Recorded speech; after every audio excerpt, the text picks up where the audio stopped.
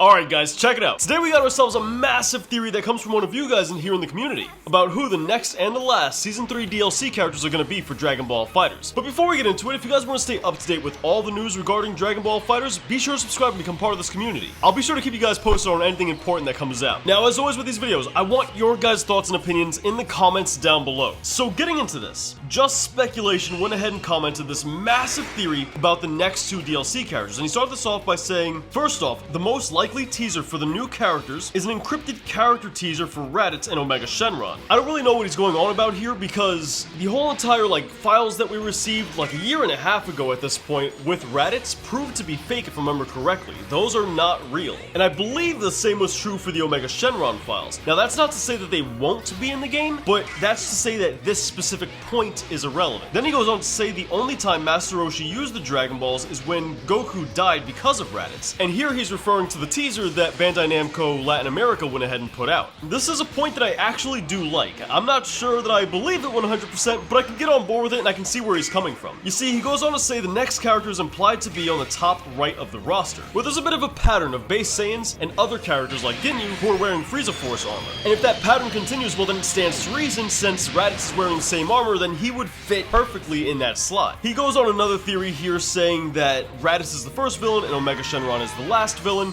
so it's a perfect way in order to close out the DLC. So I don't know how on board I am with this one, but I do see where they're getting at. I definitely see where they're coming from here. Now this is a part I highly agree with, is the fact that Raditz is a very requested character. In the latest interview, the developers literally said that they take fan requests very seriously, and that's kind of how they base who they throw into the game, or at least one of the major reasons. It's why we got Master Roshi. And in fact, before the game ever came out, the developers literally, and I quote, said, "We don't want any joke characters in this game." And they specifically said they didn't want Master Roshi or Hercule in the game. But look at it, we got Master Roshi. So if we got Master Roshi based off a fan request, well then it stands to reason that Raditz has a chance. However, before Raditz gets in, I would definitely say Majin Vegeta would get that slot before Raditz any day of the week. Majin Vegeta is by far the most requested DLC character for Dragon Ball FighterZ Season 3. And I mean, he wins by a long shot. I've looked into other people's communities as well, and Majin Vegeta gets requested like every other comment. People want another Vegeta with an M on his head. But we do have to at least pay attention to the fact that they don't go solely off of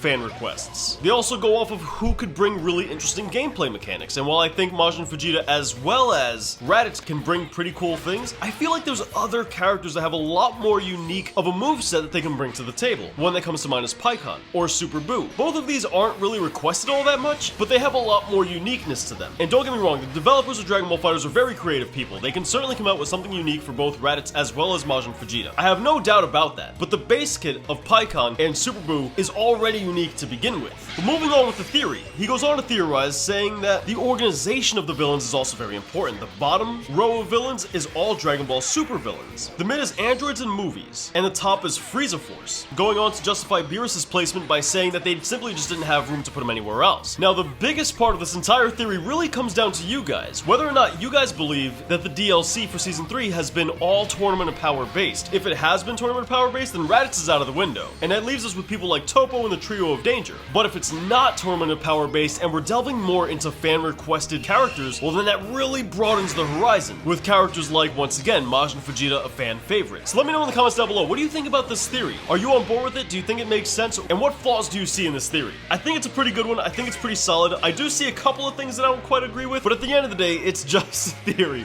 A game theory. Oh man. If you enjoyed today's video, remember to hit the like button, it helps out a bunch, and if you're new here, feel free to subscribe. I'm gonna be keeping you up to date with all things Dragon Ball FighterZ. Now if you don't want the fun to stop here and you want some more Dragon Ball videos, feel free to click any of the ones on your screen now. The one on the left is one I think you'd really enjoy, and the one on the right, well that's one YouTube thinks you'd like. So pick your poison, have yourself a good time, and I'll catch you guys tomorrow. As always, thank you for watching, I'll see you next time, but until then, have yourselves a wonderful day.